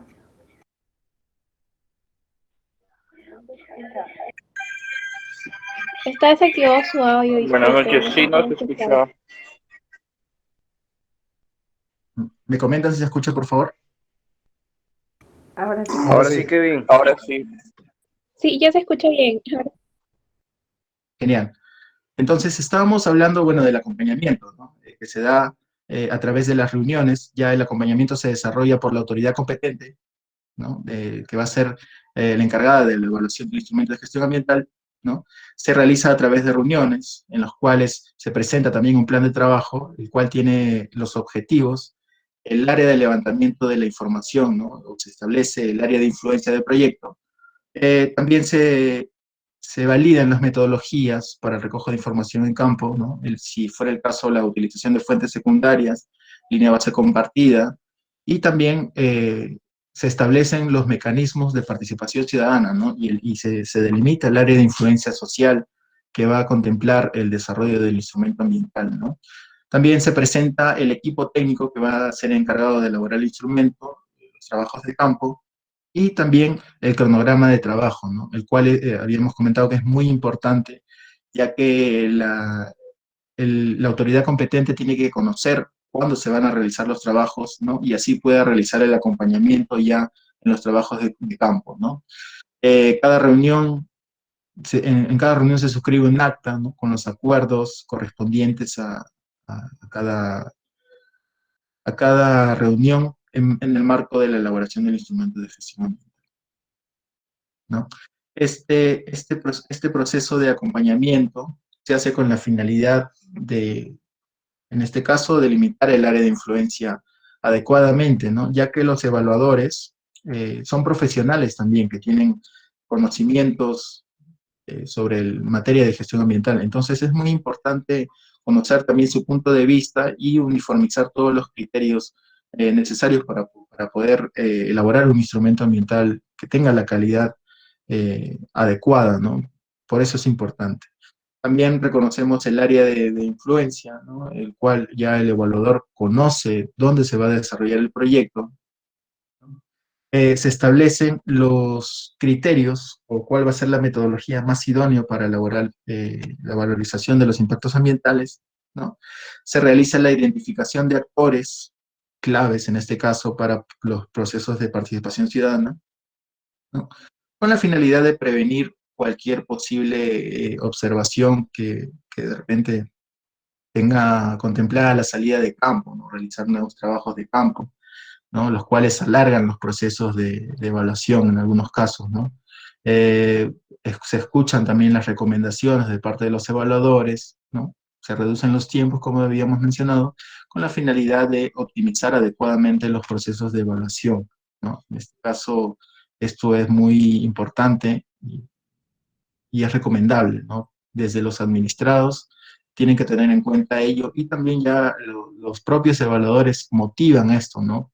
Con la finalidad de que ellos también se involucren en la elaboración de los instrumentos ambientales. Entonces, esto nos lleva a tener un proceso de certificación ambiental exitoso, ¿no? Desde la eficacia y de manera eficaz y eficiente, ¿no? Vamos a hablar un poco del SENACE ahora, ¿no? De repente pasamos de manera rápida estas láminas, ¿no? Para que el tiempo no nos gane y poder escuchar sus preguntas. En este caso, el SENACE es el organismo público especializado adscrito al Ministerio del Ambiente, ¿no? Y es miembro también del Sistema Nacional de Evaluación de Impacto Ambiental, ¿no? Fue creado el 12 de diciembre del 2012 a través de la Ley 29968, ¿no? El SENACE, una de sus funciones indica que estará a cargo de la revisión y aprobación de los estudios de impacto ambiental detallados, ¿no? De los proyectos de inversión público-privado o público-privado de capital mixto, de alcance nacional multirregional que puedan causar impactos ambientales significativos altos, ¿no? Los altos son de categoría número 3 y por eso es que son los estudios de impacto ambiental detallados, ¿no? Entre otras funciones del SENACE, ¿no? Ya la mencionada, que es evaluar y aprobar los instrumentos ambientales, instrumentos de impacto ambiental, estudios de impacto ambiental detallados, ¿no? También formula propuestas de mejora continua en el proceso de evaluación ambiental, ¿no? Esto en el marco de elaborar guías, ¿no? Como mencionamos anteriormente, habían guías para línea base, guías para identificación de impactos, ¿no? En este caso el SENACE también elabora guías. Implementar la ventalla única de certificación ambiental, ¿no? Que se eleva. Administrar registro administrativo de certificación ambiental, ¿no? En este caso, por realizar un consolidado de los instrumentos ambientales aprobados, ¿no? Y su resolución, que es la certificación ambiental. También administra el registro de consultoras, da la clasificación ambiental de los proyectos que no cuentan con clasificación anticipada, siempre y cuando se encuentren dentro de su competencia, ¿no? En este caso, el SENACE tiene competencias sobre los proyectos de energía y minas, transportes, agricultura e infraestructura de residuos, como ya lo había mencionado, ¿no? también solicita opiniones técnicas, ¿no?, de carácter vinculante y no vinculante, absuelve consultas, ¿no?, con la finalidad de evaluar y aprobar, y también evalúa y aprueba la certificación ambiental global, ¿no?, en el marco del interambiente, lo cual vamos a ver adelante. Entonces, una de sus actividades es administrar la Ventalla Única de Certificación Ambiental, ¿no?, la cual es la plataforma EVA, ¿no?, de repente algunos la conocen. Es la plataforma virtual donde se desarrolla el proceso de evaluación de impacto ambiental, ¿no?, la cual inicia con la solicitud de evaluación, la clasificación del instrumento ambiental, la revisión del instrumento ambiental, en este caso el estudio de impacto ambiental detallado, y la aprobación o denegación del estudio si fuera el caso, ¿no?, la emisión de la certificación ambiental. Y también se encarga de evaluar los procesos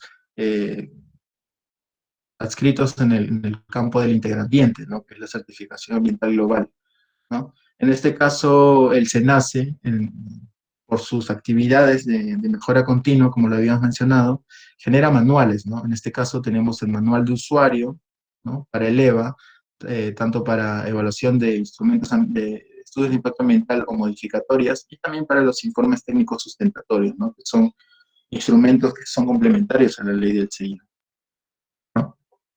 En este caso, la formulación de manuales por parte del SENACE hace que mejore la calidad de los documentos de la IA, ¿no?, y la calidad de la toma de decisiones sobre el proyecto, ¿no?, a través de las recomendaciones que tiene cada uno de estos manuales, ¿no? Estos manuales los tenemos, ¿no? Vamos a realizar una coordinación con Environtel para compartirlos también junto con las diapositivas, ¿no? Pero también están en internet y ustedes los pueden ubicar en la página del SENACE, ¿no? Otra finalidad es mejorar la eficiencia y la eficacia del proceso de la IA, ¿no?, desde identificar el potencial para la prevención, control y mitigar los impactos ambientales y sociales. Es la bondad que tienen estos manuales.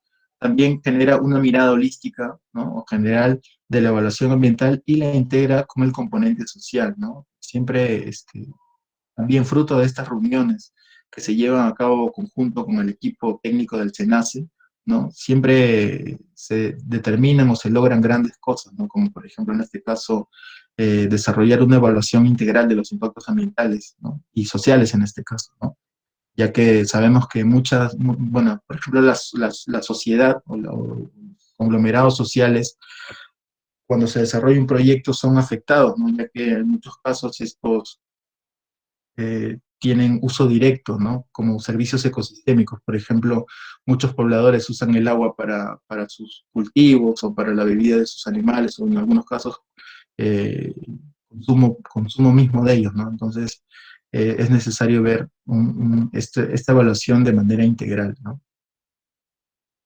En este caso, la certificación ambiental global, ¿no?, en el marco del interambiente, es el acto administrativo emitido por el SENACE, ¿no?, a través del cual se aprueban los estudios de impacto ambiental de categoría número 3, ¿no?, los estudios de impacto ambiental detallados, ¿no?, en el cual se integran los títulos habilitantes correspondientes al proyecto, relacionados al procedimiento de certificación ambiental en el marco del CEIA, ¿no?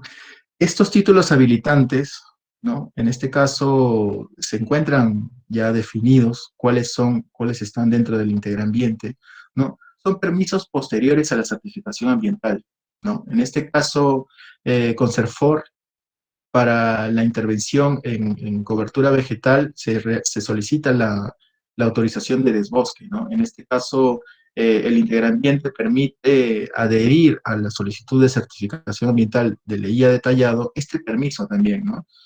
También los permisos con DIGESA, con OSINERMIN, ¿no?, con DIPAPI y con el ANA también, ¿no? Ya vamos a ver cuáles son, ¿no?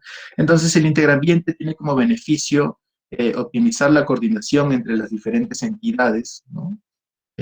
Reduce los costos de trámites, fomenta la ecoeficiencia, ya que, bueno, en algunos casos, algunos de estos expedientes se presentaban de manera física, ¿no? Pero ahora, bueno, por la coyuntura también todo se está llevando a cabo de manera virtual, ¿no? Y también permite la gestión de la información, ¿no? Ya que todos los permisos se encuentran dentro del EVA, ¿no? Que son de fácil acceso para cualquier administrado que solicite la información, ¿no? Entonces, estos son los beneficios que genera la certificación ambiental global, ¿no? Eh, Dentro de los títulos habilitantes que uno puede solicitar, ¿no? Conjunto con la aprobación del estudio de impacto ambiental detallado, tenemos, por ejemplo, la solicitud de acreditación hídrica, ¿no?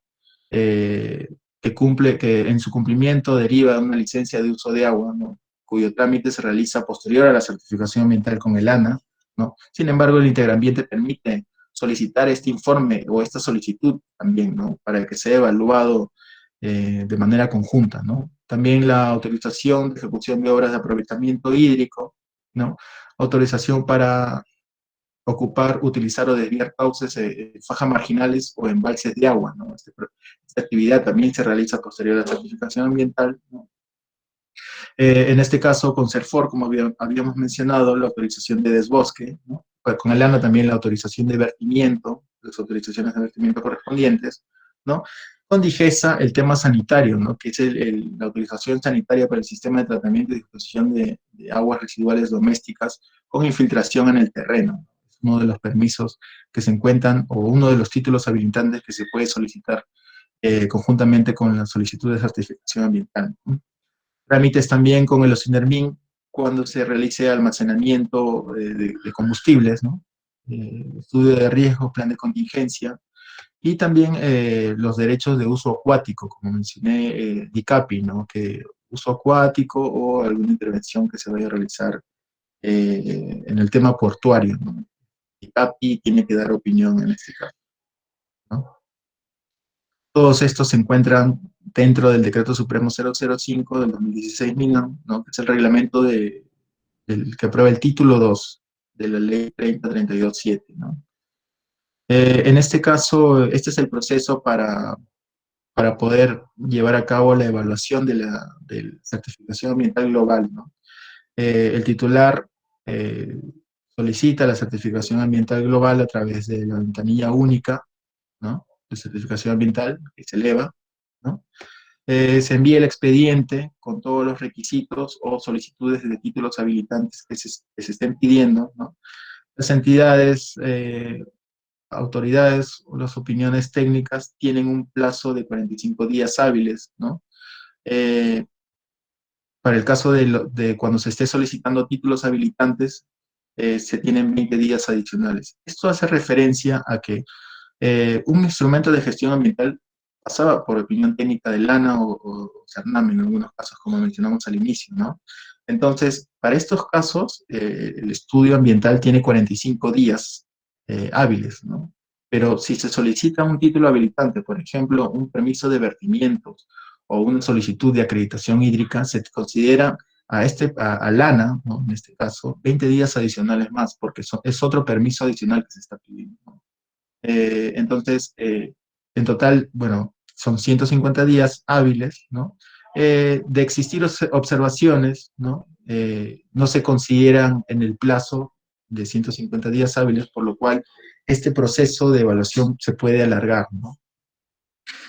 Posterior a la entrega de las observaciones, ¿no? El SENACE tiene 20 días hábiles para poder evaluar las observaciones y también, bueno, las autoridades, los opinantes que hayan emitido observaciones, ¿no? También, en este caso, los que tienen carácter vinculante tienen 10 días hábiles, ¿no? Y los que no son de carácter vinculante pueden emitir su informe de conformidad dentro de estos 20 días hábiles, ¿no? Pero al no ser vinculantes, pueden dejarse de lado, ¿no? Y el SENA se puede continuar con el proceso de certificación ambiental, ¿no? Pero lo cual siempre se busca, ¿no? La coordinación entre las instituciones para no llegar a ese extremo, ¿no? Ya que hay muchos proyectos, que por ejemplo uno de minería que tiene el componente eléctrico, ¿no?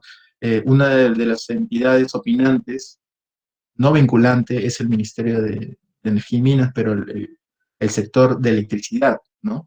Pero si este no logra resolver en el plazo establecido, ¿no? Se da por conformidad, ¿no? Su opinión, ¿no? pero es importante que ellos brinden opinión, ya que son entes especializados en la materia, ¿no? El sector de electricidad conoce cuál es el funcionamiento de una línea de transmisión, por ejemplo, ¿no? Y conoce todos los impactos. Entonces, es necesario tener contemplado estos impactos, ¿no? En la matriz y también los compromisos ambientales que puedan devenir de esta evaluación de impactos, ¿no? Entonces, por eso, recomendable siempre realizar la coordinación entre las instituciones. Una vez finalizada, presentada las observaciones, estas son evaluadas y si todo está conforme, se emite la certificación ambiental global, ¿no? La cual tiene las demás resoluciones de los títulos habilitantes que hayan sido solicitados. Un tema importante mencionar que la obtención de la certificación ambiental global no libera al administrado de tramitar otros títulos habilitantes que no hayan sido considerados en el primer pedido de certificación ambiental global, ¿no? En este caso, supongamos que un proyecto o un titular no contempló la solicitud de desbosque, ¿no? Para su proyecto. Pero sin embargo, durante la formulación del proyecto se ve que es necesario realizar actividades de desbosque, ¿no? Retiro de árboles o cobertura vegetal. Entonces, si no fue solicitado en el primer pedido de certificación ambiental global, no, este debe ser solicitado después, ¿no? Él no debe realizar desbosque si es que no tiene opinión del CERFOR, ¿no? Opinión favorable. Entonces, esto es lo que indica más o menos esta nota, ¿no? Esta acotación. Esto es básicamente un resumen estos son datos que los podemos encontrar en la página del SENACE, ¿no? Es un tablero de control, ¿no? El cual, por ejemplo, está actualizado al 30 de septiembre del presente año, ¿no? El cual siempre se actualiza de manera mensual. Tiene información relacionada a los instrumentos ambientales que vienen siendo realizados por el SENACE, ¿no? En este caso, de evaluaciones ambientales preliminares, se tiene un total de 531, ¿no? De los cuales el 7% de este número se encuentran en evaluación, ¿no? Y el 93% ya están evaluados. Lo mismo para IPS. En cuanto a EIAs detallados y MEIAs, que son las modificatorias de los EIAs, ¿no? En este caso tienen un total de 57, hace referencia a que 4 son del Ministerio de Transportes, 18 del sector electricidad, 7 de hidrocarburos y 28 de minería, ¿no? Este balance. También se indica el monto de inversión aproximado en la etapa de evaluación, ¿no? Quiere decir que la suma de todos los proyectos que se encuentran en evaluación ascienden a 10.391 millones de dólares, ¿no? Y también los que se encuentran en fase ya o en estado de aprobado, ¿no? Y certificación ambiental vigente, ¿no? En este caso también hace un balance de expedientes ingresados y evaluados, ¿no? Esta información es pública, ¿no? En la página del SENACE. Si es que algunos no lo han visto ya, de repente ya tienen conocimiento de ello, ¿no? Lo pueden revisar. Ahora, para hablar del tema de las normas sectoriales en materia de gestión ambiental y clasificación anticipada, ¿no? Debemos indicar que a raíz de la ley del CIA, ¿no? Cada sector ha ido regulando en materia de gestión ambiental, ¿no? Han sacado sus propios reglamentos más especializados ya, ¿no? Describiendo los procedimientos y también los otros permisos o entidades que tienen que ver, que tienen injerencia también en el proceso de certificación ambiental, ¿no? Así como también el proceso de participación ciudadana. En este caso, podemos mencionar ahí cuáles son, ¿no? Cuáles tienen dentro de su legislación reglamento de protección ambiental. En este caso, el Ministerio de Producción tiene en vigencia el Decreto Supremo 017 del 2015, ¿no? El Ministerio de Pesquería el año pasado sacó su reglamento de protección ambiental, ¿no? La 012 del 2019, ¿no? El sector hidrocarburos también tiene reglamento de protección ambiental, ¿no? Que es la 039 del 2014 y dos modificatorias que tiene, ¿no? Hace algunas precisiones ahí en su reglamento, ¿no? También hace hincapié mucho en las modificaciones de los instrumentos de gestión ambiental como tal, ¿no? Eso es lo que aclara en una de sus últimas modificatorias, ¿no? El subsector electricidad también cuenta con un reglamento de protección ambiental del año pasado, ¿no? Que es la 014. El sector minería, que tiene la 040 del 2014, que se encuentra vigente y también tiene algunas modificaciones, ¿no? Complementarias, básicamente en referencia a los ITS, ¿no? El Ministerio de Vivienda tiene la 015 del 2012, ¿no? Que se encuentra en vigencia aún, ¿no? El Ministerio de Transportes tiene el Decreto Supremo 004 del 2017, ¿no? El cual se encuentra modificado ya también por el Decreto Supremo 008 del 2019, ¿no? Eh, en este caso, el sector comunicaciones no tiene regulación ambiental, ¿no? Pero se rige por las indicaciones de la ley del CIA, ¿no? Que es una norma transversal. Normas son sectoriales y específicas, ¿no? Para estos proyectos, ¿no? El Ministerio de Agricultura tiene la 019 del 2012, ¿no? Que se encuentra vigente aún. El Ministerio de Salud y el Ministerio de Comercio Exterior y Turismo tampoco. Entonces, en cuanto a las entidades encargadas de la fiscalización ya de los instrumentos ambientales, ¿no? El tema de fiscalización es muy amplio y no vamos a entrar mucho en detalle porque si no nos vamos a extender. Pero en cuanto a la transferencia de funciones, la entidad de fiscalización es OEFA, ¿no? OEFA tiene su competencia de fiscalización ya el sector producción, ¿no? Tanto pesquería y producción y comercio, manufactura. También tiene dentro de su competencia el sector hidrocarburos, electricidad, minería, ¿no? El sector de vivienda aún no ha pasado a competencia de OEFA, ¿no? El sector vivienda tiene su propio reglamento de multas y sanciones.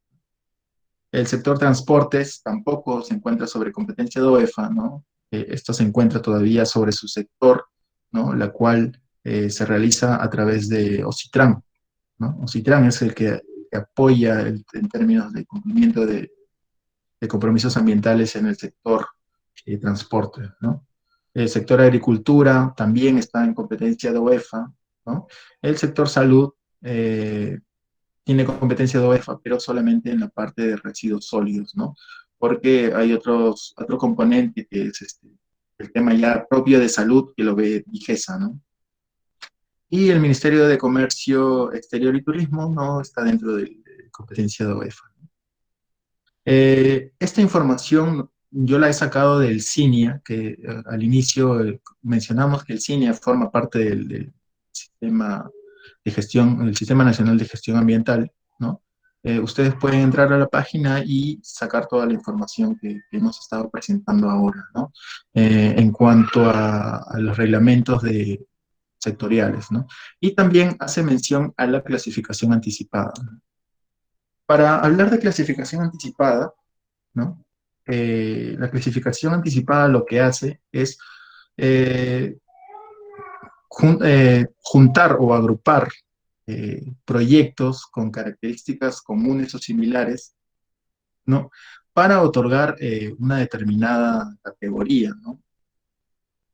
Por ejemplo, esto vemos que es un universo de proyectos, ¿no? Supongamos que son proyectos del sector transporte, ¿no? En los cuales son diferentes, son múltiples, pero a la vez tienen características comunes. Por ejemplo, una carretera que tenga cierta longitud, ¿no? Con un trazo nuevo, ¿no? O de puentes que tengan cierta longitud también. Entonces, estos proyectos se pueden agrupar, ¿no? Para poder realizar un proceso de clasificación anticipada, ¿no? Aquí podemos ver que los cuadros de color verde son proyectos con características comunes o similares, ¿no? Y estos pueden, bueno, también hay proyectos que no son comunes, ¿no? Por ejemplo, hay proyectos que engloban a veces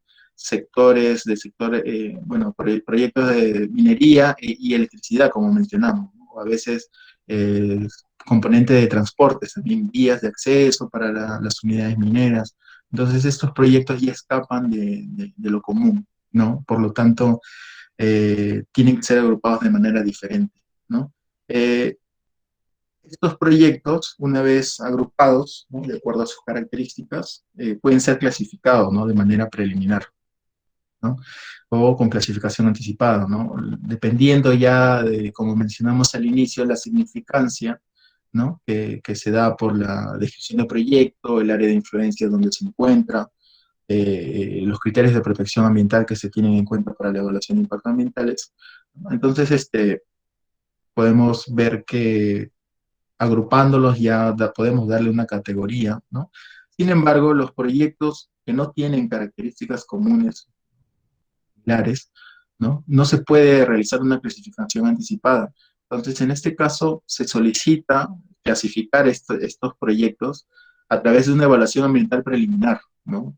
Que lo podemos encontrar de manera detallada en el anexo 6 del reglamento del Decreto Supremo 019 de 2009 del MINAM, que es el anexo de la ley, el anexo que tiene que ver con la EVAP, ¿no? En el cual está la estructura, todo el alcance que tiene que tener una evaluación ambiental preliminar, ¿no? En este caso, esta evaluación o esta clasificación a través de la EVAP la da el SENACE o el sector, ¿no? Como mencionamos, el SENACE tiene competencia solamente de los sectores de hidrocarburos, electricidad, minería, transportes, agricultura e infraestructura de residuos sólidos, ¿no? Sin embargo, si un proyecto no tuviera características comunes del sector industria, ¿no? La evaluación ambiental preliminar y la clasificación debería ser dado por el Ministerio de la Producción.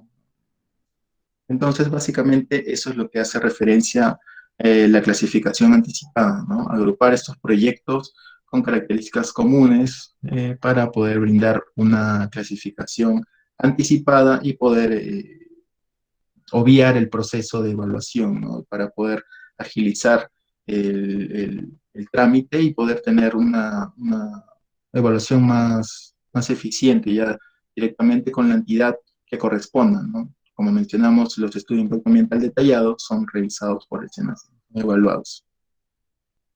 Entonces, dicho esto, un ejemplo de clasificación anticipada, ¿no? Puede ser el tema de minería, ¿no? Minería cuenta con una clasificación anticipada y de término de proyectos con características comunes, ¿no? En este caso indica que los proyectos de explotación, beneficio y labor general minero son estudios de impacto ambiental detallados, ¿no? Quiere decir que todos los proyectos de explotación y beneficio van a ser de estudios de impacto ambiental detallados, efectivamente, ¿no?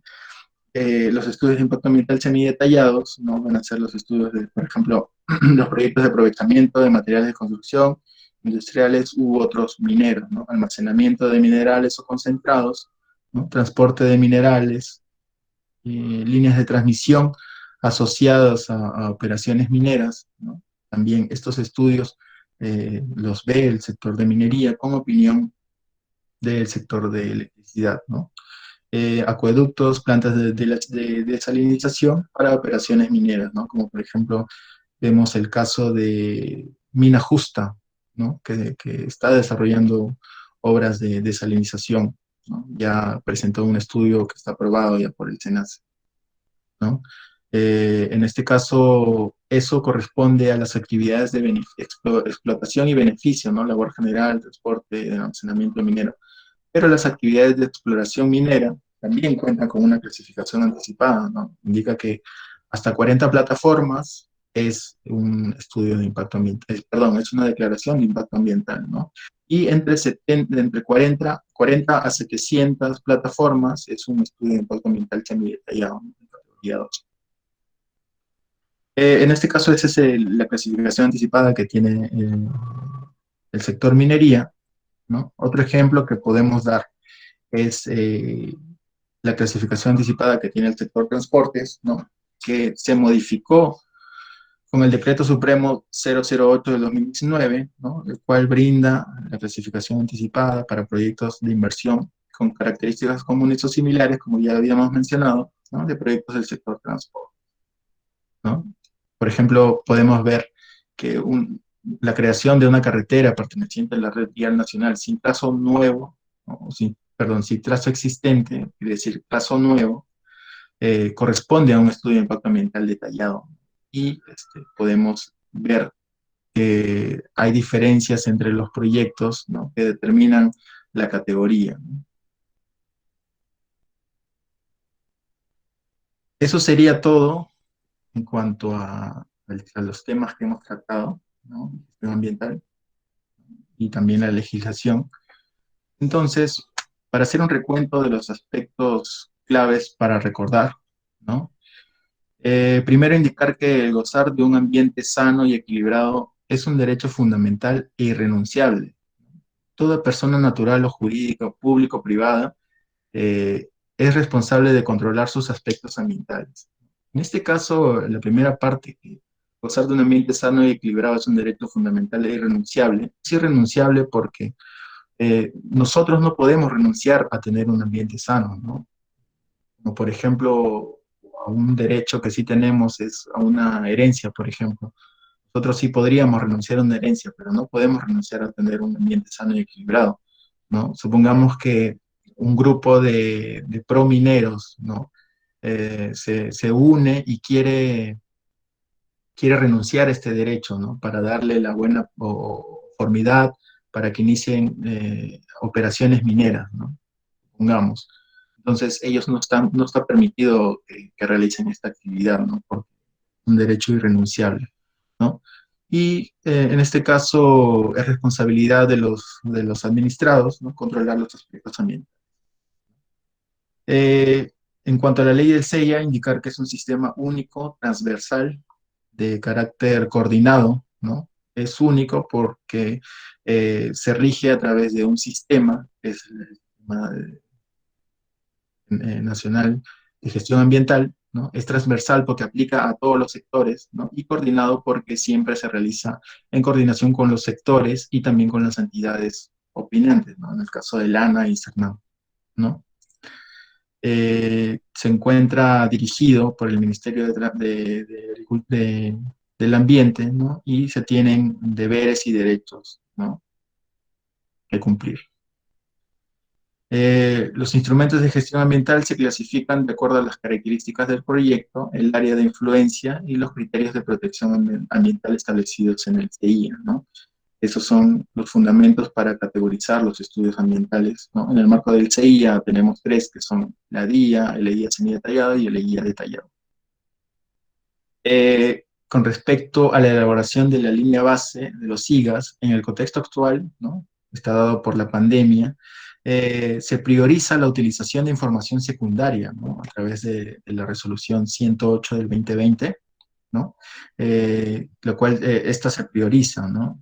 Y si fuera necesario realizar trabajos de campo, ¿no? Se tienen lineamientos para poder desarrollar estas actividades, ¿no? Siempre cuidando la salud individual y colectiva, ¿no? El virus se contagia de manera muy rápida y es necesario tener cuidado eh, en primera instancia de manera individual, ¿no? Para no contagiar. Otro aspecto es que los ECA son aplicados a los parámetros y concentraciones en su calidad de cuerpo receptor, ¿no? Mientras que los LMP son aplicados a los vertimientos o emisiones, ¿no? Cabe mencionar que los ECA son normas de carácter transversal, ¿no? Y los LMPs también, solo que en algunos casos los LMPs tienen normas específicas para cada sector, ¿no? Tenemos LMPs para el sector minería, LMPs para el sector industria, ¿no? Entonces, es necesario tener en cuenta ello. También es necesario indicar que el acompañamiento en la elaboración de los instrumentos de gestión ambiental garantiza la eficacia y eficiencia en cuanto a los aspectos de reducción de plazos, uniformización de criterios e involucramiento de las autoridades competentes y los evaluadores, ¿no? En el proceso de elaboración de los estudios, no en la evaluación, en la elaboración, ¿no? Lo cual ayuda mucho y reduce los plazos. La gran mayoría de los sectores cuenta con un procedimiento de gestión ambiental para protección, una norma de protección ambiental para los proyectos de inversión o actividades en curso, ¿no? No hemos hablado de instrumentos correctivos, ¿no? Considero que es un tema también bastante amplio que debería ser tratado en una charla futura de repente, ¿no? Muchos sectores también cuentan con clasificación anticipada, ¿no? Y de acuerdo a las características comunes o similares, ¿no? De cada sector, como mencionamos en las últimas láminas. Entonces, eso sería todo, ¿no? En referencia a la presentación del día de hoy. Aquí les dejo una referencias bibliográficas. Básicamente todo se encuentra publicado, ¿no? Normas en el CINIA, que es el Sistema Nacional de Información Ambiental, del Acuerdo de Escazú y las guías y manuales del SENACE, que las podemos compartir junto con la presentación, ustedes las pueden buscar. Ahí están los links. Agradecer su atención y participación. Bueno, eso sería todo, ¿no? Ya hasta una próxima oportunidad.